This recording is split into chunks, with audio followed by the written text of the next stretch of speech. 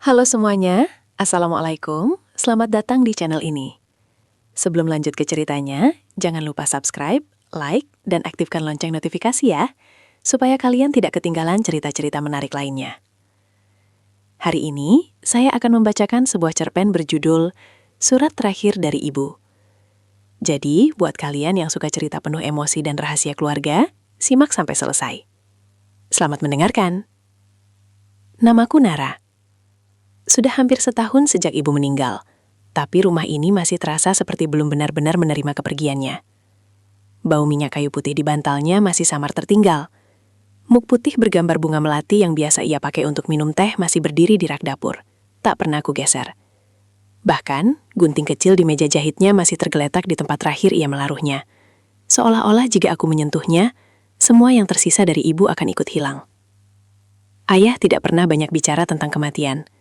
Sejak pemakaman selesai, ia berubah makin sunyi. Pagi berangkat kerja, malam pulang, makan tanpa suara, lalu masuk kamar. Kalau aku bertanya, jawabannya pendek. Kalau aku diam, ia juga diam. Rumah ini seperti dipenuhi dua orang yang sama-sama berduka, tapi tak tahu cara saling memeluk. Hari itu, hujan turun dari siang hingga menjelang maghrib. Aku sedang membersihkan gudang kecil di belakang rumah. Sebenarnya bukan karena rajin, tapi karena aku tak tahan melihat tumpukan barang ibu yang terus dibiarkan menua bersama debu. Kotak-kotak kain, album foto lama, toples berisi kancing, mesin jahit kaki yang sudah tak pernah dipakai. Semua memanggil kenangan. Di sudut rak paling bawah, aku menemukan sebuah kotak kayu kecil berukir bunga. Kotak itu tidak terkunci, tapi saat kubuka, isinya rapi sekali. Ada beberapa lembar kain batik, bros kupu-kupu berwarna emas kusam, dan satu amplop coklat yang tampak lebih baru dibanding benda-benda lain di dalamnya. Di depan amplop itu tertulis namaku. Untuk Nara, dibuka saat ibu sudah tidak ada. Tanganku langsung dingin. Entah kenapa, aku tak segera membukanya. Aku hanya duduk di lantai gudang, menatap tulisan tangan itu lama sekali. Tulisan yang sangat kukenal. Tulisan yang selalu ada di catatan bekalku waktu sekolah. Tulisan yang dulu menempel di pintu kulkas saat aku ujian. Nara, sarapan dulu.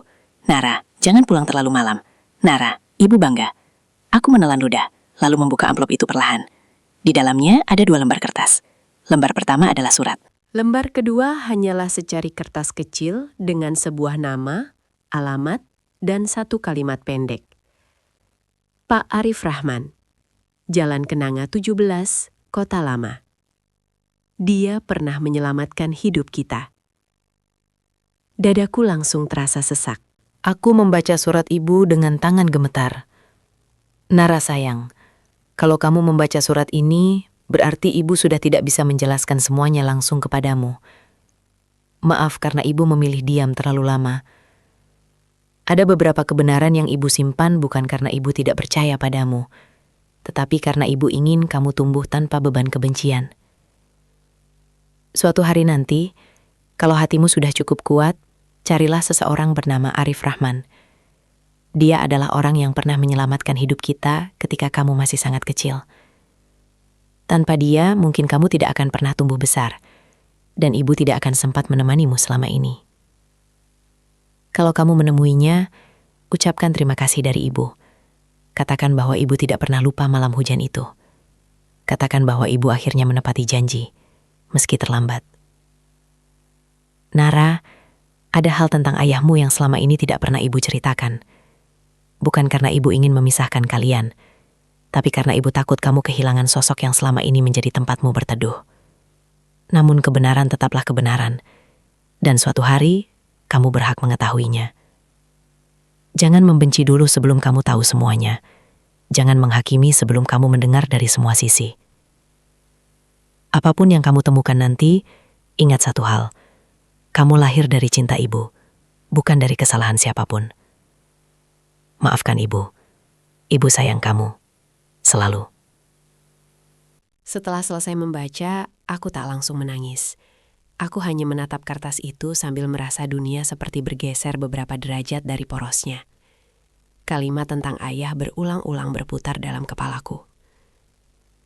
Ada hal tentang ayahmu yang selama ini tidak pernah ibu ceritakan. Aku membaca surat itu 3 kali, lalu 4 kali. Setiap kali sampai pada bagian itu, tenggorokanku terasa mengeras. Malamnya, saat ayah duduk di meja makan dengan nasi yang hampir tak disentuh, aku berkali-kali ingin bertanya.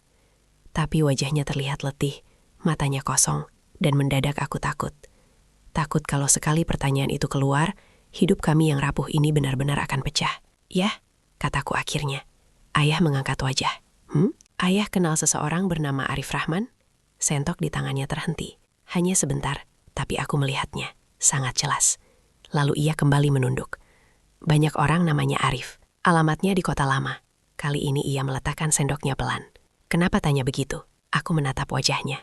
Aku menemukan surat dari ibu. Untuk pertama kalinya sejak ibu meninggal, aku melihat warna wajah ayah berubah. Bukan sedih, bukan kaget biasa. Tapi seperti seseorang yang tahu pintu yang selama ini ia tahan, akhirnya terbuka juga. "Surat apa?" Suaranya pelan. "Surat untukku. Ibu bilang Pak Arif pernah menyelamatkan hidup kami. Ibu juga bilang ada hal tentang ayah yang belum pernah diceritakan." Wajah ayah mengeras. Ia bangkit dari kursi dan berjalan ke jendela. Hujan di luar masih turun tipis, mengetuk kaca seperti jari-jari kecil. "Ayah capek," katanya. "Bukan malam ini, bukan malam ini." Suaraku meninggi tanpa bisa kutahan. "Lalu kapan?" "Setahun ibu meninggal. Dan sekarang aku baru tahu ternyata ada rahasia sebesar ini di rumah kita." Ayah tetap membelakangi aku. Ada hal-hal yang lebih baik tidak dibuka. Buat ayah mungkin, buat aku tidak. Ia tak menjawab. Aku menunggu. 1 menit, 2 menit. Lalu ku sadari, aku memang tidak akan mendapat jawaban malam itu. Keesokan paginya, aku pergi ke Kota Lama. Jalan Kenanga adalah deretan rumah-rumah tua dengan pagar besi yang sebagian berkarat dan halaman sempit berisi pot tanaman. Udara di sana berbeda dengan pusat kota. Lebih lambat, lebih tenang. Seolah waktu sengaja diperlambat. Nomor 17 adalah rumah sederhana bercat krem pucat, dengan pohon mangga tua di halaman. Pintu kayunya terbuka sedikit. Aku berdiri di depan pagar beberapa saat, menenangkan napas yang entah kenapa terasa berat. Lalu seorang laki-laki tua keluar ke teras sambil membawa gembor tanaman. Rambutnya sudah hampir putih semua. Tubuhnya kurus, tapi tegap. Wajahnya mengandung sesuatu yang lembut sekaligus letih. Seperti orang yang sudah terlalu banyak melihat kehidupan. "Cari siapa?" tanyanya. "Pak Arif Rahman?" Ia mengangguk pelan. Aku meremas amplop di tanganku. "Saya Nara, anak Bu Sinba." Wajah laki-laki itu seketika berubah. Gembor di tangannya hampir jatuh. "Nara?" Ia menatapku lama sekali. Lalu matanya memerah dalam waktu kurang dari beberapa detik. "Ya Allah," bisiknya. "Kamu sudah besar ini." Aku tidak tahu kenapa kalimat itu membuatku ingin menangis. Pak Arif mempersilahkanku masuk. Rumahnya sederhana, bersih, dan dipenuhi buku. Di dinding ada foto seorang perempuan berjilbab dan 2 anak laki-laki yang tampaknya sudah dewasa. Dari aroma dapur, kurasa ia hidup tak sendirian. Tapi rumah itu sedang sepi. "Aku dengar ibumu meninggal tahun lalu," katanya pelan sambil menuangkan teh. Aku datang ke pemakaman dari jauh, tapi berdiri di belakang. "Aku tidak yakin keluargamu ingin melihatku." "Kenapa?" Ia tersenyum pahit. "Karena kehadiranku selalu membawa masa lalu yang tidak nyaman." Aku langsung menegakkan badan. "Pak, saya datang karena surat ibu. Ibu bilang Bapak pernah menyelamatkan hidup kami. Dan saya ingin tahu apa maksudnya." Pak Arif terdiam cukup lama.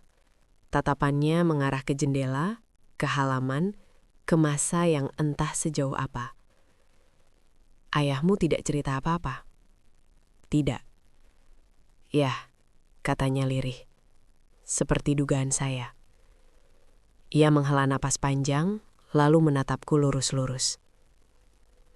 22 tahun yang lalu, saat kamu masih bayi berumur 3 bulan, ibumu datang ke rumah saya dalam keadaan hujan deras, basah kuyup, sambil menggendongmu. Aku merasa jantungku melompat keras. Ia menangis, bibirnya pecah, lengannya memar. Kamu demam tinggi malam itu. Ibumu mengetuk pintu rumah saya jam 2 dini hari. Aku membeku. "Kenapa ibu ke rumah Bapak?" Pak Arif menggenggam gelas tehnya seperti mencari keberanian dari kehangatannya. "Karena malam itu, ayahmu mengusir kalian." Ruang tamu yang tadi terasa tenang mendadak seperti kehilangan udara. Aku menatap Pak Arif tanpa berkedip. Kalimat itu terlalu besar untuk langsung masuk akal. Itu tidak mungkin. Pak Arif tidak membantah. Saya mengerti. Memang sulit diterima. Ayah saya bukan orang seperti itu. Ia menatapku dengan iba yang justru membuatku marah. Pak, ayah saya pendiam, keras mungkin, tapi bukan orang yang akan mengusir istri dan bayinya saat hujan. Pak Arif menunduk. Aku tidak bilang dia selalu seperti itu, tapi malam itu dia seperti itu. Aku berdiri tiba-tiba. Kursi berdecit. Saya rasa saya pulang saja. Nara, maaf. Saya datang untuk mencari jawaban, bukan untuk mendengar orang lain menjelekkan ayah saya. Nara, ulangnya, lebih pelan. Duduklah. Kalau setelah ini kamu tetap tidak percaya, kamu boleh pergi dan tidak pernah kembali. Entah karena nada suaranya, atau karena bagian kecil dalam diriku mulai takut bahwa ini semua mungkin benar, aku akhirnya duduk lagi. Pak Arif bangkit, masuk ke kamar, lalu kembali membawa sebuah map plastik bening yang sudah kusam. Dari dalamnya, ia mengeluarkan foto lama, beberapa lembar dokumen, dan satu buku kecil berwarna hijau. Ia mendorong semuanya ke hadapanku. Lihat sendiri. Foto pertama menampilkan seorang perempuan muda yang sangat mirip denganku. Itu ibu, jauh lebih kurus, berdiri di depan rumah sakit sambil menggendong bayi yang dibungkus selimut biru. Wajahnya pucat, tapi ia tersenyum tipis. Bayi itu aku. Di sudut foto, tertulis tanggal dengan pulpen. 22 tahun lalu. Foto kedua membuat napasku berhenti. Ibu duduk di ranjang pasien turah sakit, lengan kirinya diperban. Di sampingnya berdiri Pak Arif yang jauh lebih muda. Di pangkuan ibu ada bayi kecil, aku. Wajah ibu bengkak samar di bagian pipi. Ini diambil 3 hari setelah malam itu, kata Pak Arif. Aku meraih dokumen berikutnya, surat keterangan rawat inap, nama pasien, Sinta Lestari, keterangan, kelelahan berat, hipotermia ringan pada bayi, luka memar. Tanganku mulai gemetar. Kenapa Bapak menyimpan semua ini? Pak Arif tersenyum lemah. Karena ibumu memintaku. Katanya, kalau suatu hari Nara datang mencari, saya tidak mau dia hanya mendengar cerita. Saya mau dia melihat bukti. Aku tak sanggup menjawab.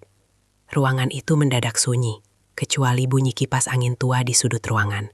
Siapa Bapak sebenarnya? Tanyaku lirih. Aku teman lama ibumu. Teman? Pak Arif mengangguk. Kami satu kampung. Kami pernah sangat dekat. Sebelum ibumu menikah dengan ayahmu. Aku mengangkat wajah perlahan. Ada sesuatu dalam jawaban itu yang membuat dadaku menegang. Bapak pernah mencintai ibu. Pak Arif tidak langsung menjawab. Lalu ia tersenyum kecil. Senyum orang tua yang sudah tak punya alasan lagi untuk berbohong. Iya, aku menunduk. Entah kenapa, pengakuan itu tidak terdengar salah. Justru menyedihkan. Tapi ibumu memilih ayahmu, dan aku menerima itu.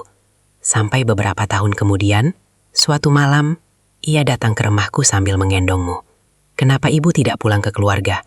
Karena keluarga ibumu sudah pindah keluar kota, dan ia malu. Lagi pula, saat itu ia hanya ingin menyelamatkanmu. Kamu demam, hujan deras, dan ia tidak punya siapa-siapa. Aku mencoba mengingat wajah ayah, suara ayah. Hidup kami selama ini. Tidak ada satupun yang cocok dengan cerita ini. Ayah memang jarang tertawa. Keras dalam beberapa hal. Tapi ia tak pernah menyakitiku. Ia membiayai sekolahku. Ia selalu memastikan aku pulang sebelum malam. Ia pernah begadang saat aku tifus di SMP. Ia membuat bubur gosong. Tapi tetap kucicipi. Karena ia yang memasak. Orang itu tidak mungkin mengusir bayi 3 bulan ke tengah hujan. Lalu kenapa ibu kembali ke ayah? Tanyaku. Pak Arif menatapku lama. Karena 2 minggu setelah itu, ayahmu datang, menangis, memohon, mengaku salah, bersumpah akan berubah. Aku memejamkan mata. Nara, manusia kadang memang berubah, kadang menyesal, kadang juga tidak sepenuhnya berubah, hanya belajar menahan sisi buruknya. Aku tidak tahu ayahmu masuk yang mana. Yang aku tahu, setelah ibumu memutuskan kembali, aku tak pernah mencampuri lagi. Aku hanya sesekali menerima kabar darinya. Lewat surat. Pak Arif tampak terkejut. Kamu tahu, aku menemukan surat ibu untukku. Pak Arif mengangguk pelan. Iya, beberapa kali ibumu menulis. Tidak banyak, hanya kabar bahwa kamu tumbuh sehat, masuk sekolah, dan suka menggambar awan waktu kecil. Lalu beberapa tahun terakhir, surat itu berhenti. Aku menghapus air mata yang entah sejak kapan sudah jatuh. Kenapa ibu tidak pernah cerita ke saya? Karena ibumu tidak ingin kamu tumbuh membenci ayahmu. Kalimat itu menancap dalam. Aku pulang menjelang sore dengan kepala penuh gemuruh. Di sepanjang perjalanan, aku merasa seperti menatap dua kehidupan sekaligus. Kehidupan yang selama ini kuyakini, dan kehidupan lain yang tersembunyi di balik diam ibu, di balik tatapan kosong ayah, di balik rumah kami yang tampak biasa-biasa saja. Saat sampai di rumah, ayah sudah duduk di teras. Seolah ia tahu aku pasti pergi ke sana. Aku sudah ketemu Pak Arif, kataku tanpa salam. Ayah tidak bergerak. Masuklah, katanya. Aku berdiri tetap di tempat. Tidak, jawab sekarang. Apa benar ayah pernah mengusir ibu dan aku saat aku masih bayi? Pertanyaan itu menggantung di udara beberapa detik. Lalu ayah mengangkat wajahnya. Dan dari matanya, aku tahu jawabannya. Benar, ia menunduk lagi sebelum bicara.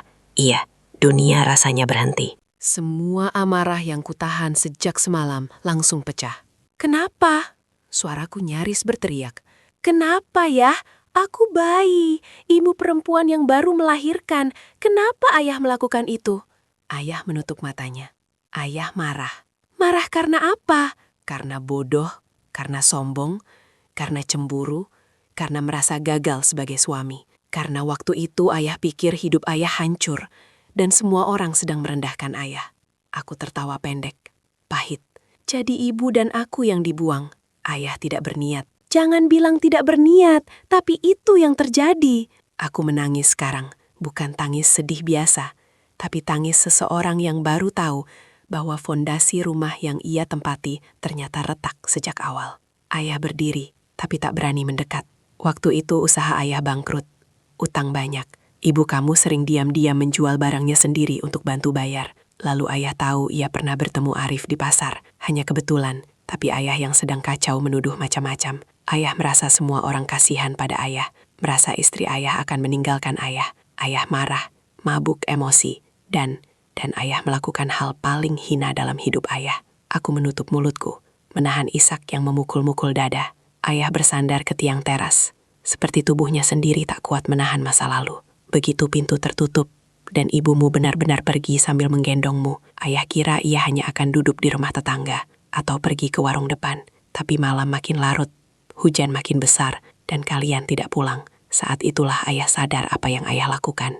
Lalu, ayah mencari sampai pagi. Baru 2 hari kemudian ayah tahu kalian ada di rumah Arif. Aku memejamkan mata. 2 hari. 2 hari ibu mengurus bayinya sendirian dalam keadaan seperti itu. Ayah pergi ke sana. Lanjutnya, ayah berlutut di depan pintu. Ayah minta maaf, berkali-kali. Ibumu menolak pulang.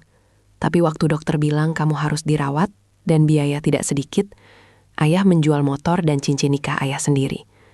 Setelah kamu keluar dari rumah sakit, ibumu bilang ia akan pulang dengan satu syarat. Aku membuka mata perlahan. Syarat apa? Kalau suatu hari nanti ayah sekali saja mengulanginya, ia tidak akan kembali lagi. Aku tertawa getir. Dan ayah takut saya tahu. Ayah menatapku. Untuk pertama kalinya, aku melihat seorang lelaki tua yang bukan lagi ayah yang kukenal, melainkan manusia penuh rasa bersalah. Iya, katanya jujur. Ayah takut. Karena setelah malam itu, ayah berubah. Atau berusaha berubah. Ayah berhenti bergaul dengan teman-teman buruk. Ayah kerja apa saja. Ayah bangun hidup ini dari awal. Tapi makin ayah berusaha menjadi ayah yang baik, makin ayah takut kalau kamu tahu bahwa dulu ayah pernah menjadi manusia yang sangat buruk. Aku terdiam. Angin sore membawa bau tanah basah. Rumah tetangga menyalakan televisi. Ada suara sinetron samar dari kejauhan. Dunia di luar tetap berjalan, sementara duniaku seperti baru runtuh separuh. Kenapa ibu tidak pergi selamanya? Tanyaku akhirnya, nyaris berbisik. Ayah menunduk. Karena ibumu lebih kuat daripada kebencian. Dan mungkin karena ia melihat penyesalan ayah bukan dibuat-buat. Aku masuk ke kamar tanpa berkata apa-apa lagi. Malam itu aku tidak makan. Aku juga tidak tidur.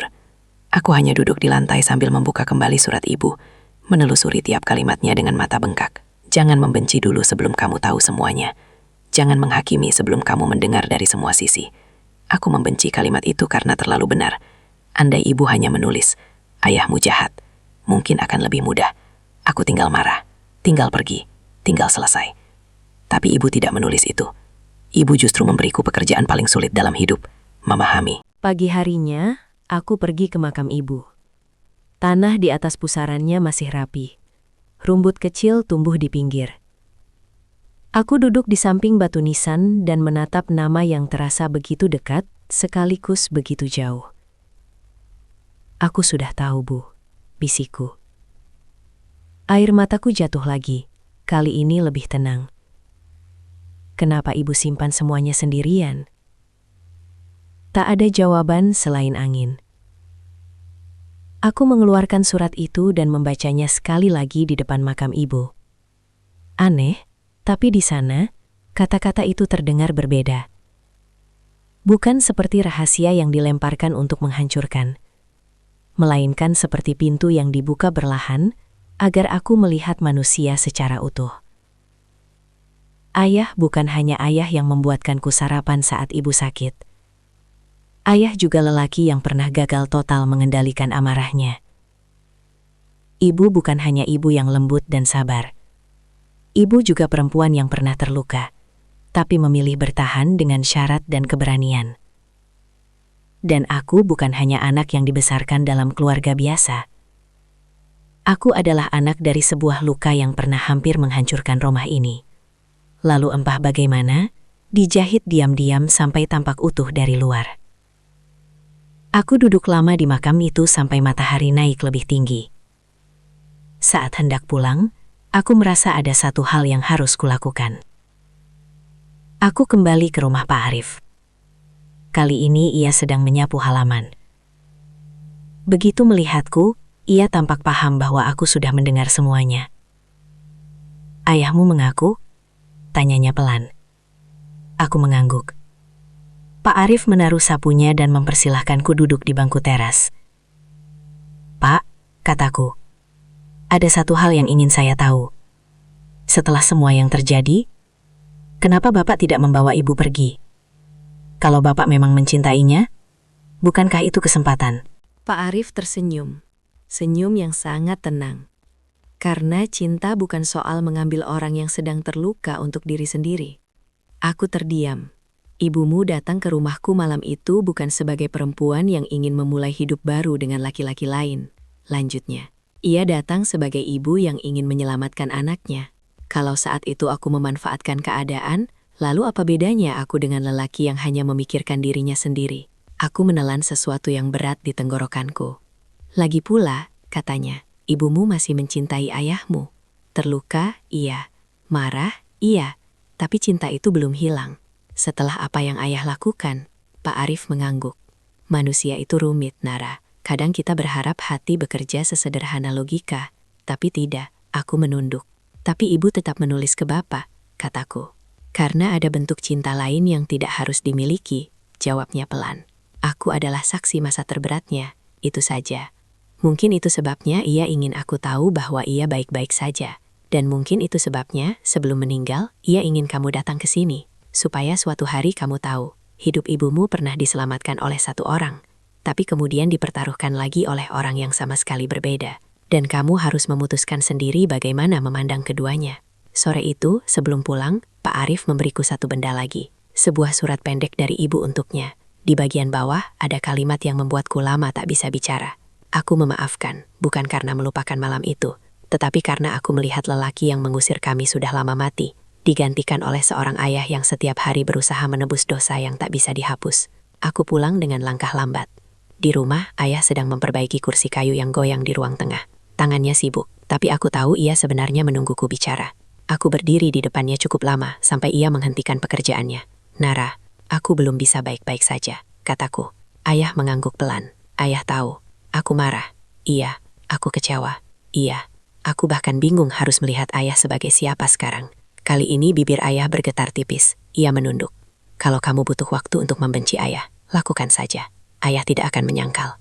Aku menatap lelaki itu. Rambutnya sudah banyak yang putih. Punggungnya tak setegak dulu. Ada garis-garis lelah di wajahnya yang tak pernah benar-benar kuperhatikan sebelum ini. Tiba-tiba aku sadar sesuatu yang aneh dan menyakitkan. Penyesalan juga menua bersama tubuh. Aku tidak tahu bisa memaafkan atau tidak. Kataku jujur. Ayah mengangguk lagi. Ayah juga tidak berhak menuntut itu. Tapi, suaraku pecah sedikit. Aku tahu ibu memilih bertahan. Dan aku tahu ibu tidak ingin aku hidup membawa kebencian yang sama. Ayah menutup matanya.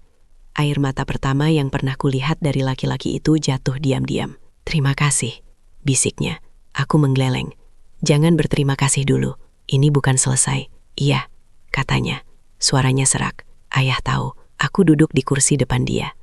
Untuk pertama kalinya, kami berbicara bukan sebagai ayah dan anak yang sekadar berbagi rumah, tapi sebagai dua manusia yang sedang mencoba menatap luka yang sama.